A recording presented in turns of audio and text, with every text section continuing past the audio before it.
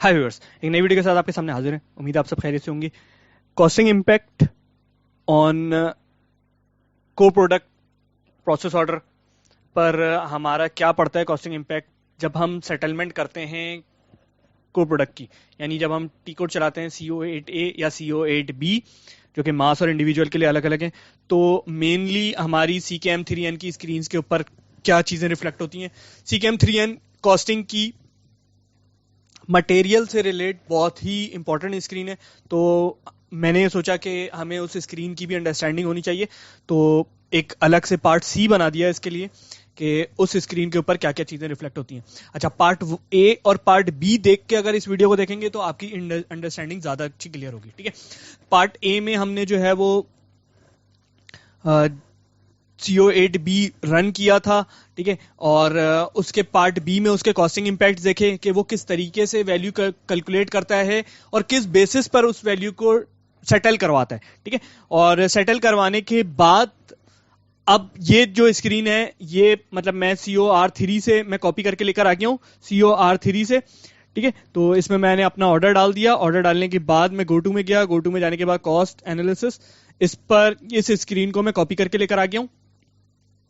ठीक है, अच्छा, इस पर जो है वो कोई ऐसा रिफ्लेक्ट नहीं होता।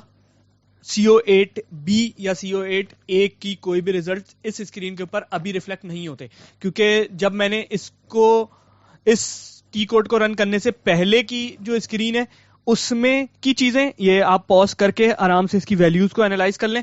ठीक है, और इसकी स्क्रीन में कोई डिफरेंस नहीं होता। ठीक है, डिफरेंस क्या होता है कि जब हम ये CO8A या CO8B चलाते हैं तो उस टाइम पर ये एक एक्चुअल कॉस्ट कैलकुलेट कर लेता है। ठीक है, एक्चुअल कॉस्ट कैलकुलेट करके अपने पास सेव कर लेता है। ठीक है, उसको वो अभी कहीं पर भी रिफ्लेक्ट नहीं करवाता। ठीक है, CKM3N।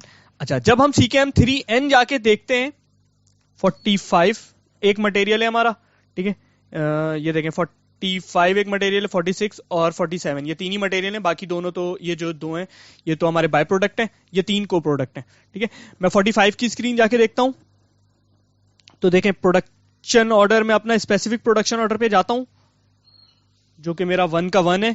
ठीक है, ये देखें 1 का 1 67140 के ऊपर जो ये कॉस्ट लेकर आ रहा है वो 4.8 मिलियन की ही लेकर आ रहा है। ठीक है, तो ये जो 4.8 मिलियन है वो क्या है, वो मेरे स्टैंडर्ड है अभी तक। 67140 ये देखें 67140 4.8 मिलियन। 4.8 मिलियन जो है मेरी ये बन रही है 72.8, जो कि मेरी स्टार्ट से यही कॉस्ट चल रही है। ठीक है, जैसे ही मैंने इसके ऊपर 72.8 ये देखें, जो अगर मेरी आप ये GRN वाली वीडियो देखेंगे कि जिसमें मैंने ये मटेरियल को प्रोडक्ट के मटेरियल जो है वो मैंने GR करी है उनकी, उस टाइम पे भी जो इसके रेट थे 72.8, वही CKM3N पर अभी तक रिफ्लेक्ट कर रहा है। ठीक है, तो अब हमारे पास ये सवाल आता है कि जो CO8A से इसने एक्चुअल कॉस्ट कैलकुलेट करी है वो कब रिफ्लेक्ट होगी। ठीक है, तो वो तब रिफ्लेक्ट होगी जब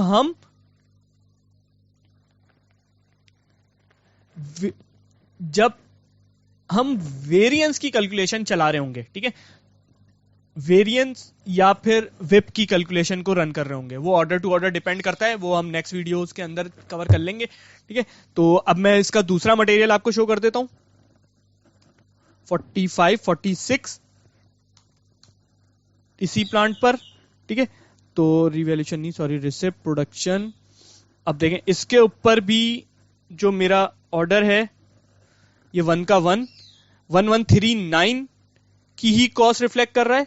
1139 जो कि मेरे स्टैंडर्ड की है 45.29, जो कॉस्ट मेरी स्टार्ट से चली आ रही है। ठीक है, ये देखें 49.29 1139। ठीक, उसके बाद मैं 47 के मटेरियल को देख लूंगा, ये मेरा 174.86 पर होगा। ठीक है, तो 47 के मटेरियल को देख लेते हैं, ये भी मेरा स्टैंडर्ड पर ही होगा अभी तक, क्योंकि अभी सारी कॉस्ट जो है सिस्टम स्टैंडर्ड के ऊपर ही रख के चल रहा है। ठीक है, ये देखें तो 114 ये 461634 461634 जो कि 174.86, जो स्टार्ट में हमने GR के टाइम पे जो वैल्यूज आई थी वही अभी मेरे पास ये बिफोर CO8 भी है, ठीक है, और आफ्टर CO8 भी मेरे पास अभी तक उसी वैल्यू पे ये मटेरियल पड़ा हुआ है, अंटिल जब तक मैं इसके ऊपर अपनी कॉस्ट को वेरिएंस कैलकुलेट करवा के ना लेके जाता हूं। उम्मीद है आपको वीडियो पसंद आई होगी। Thanks for watching.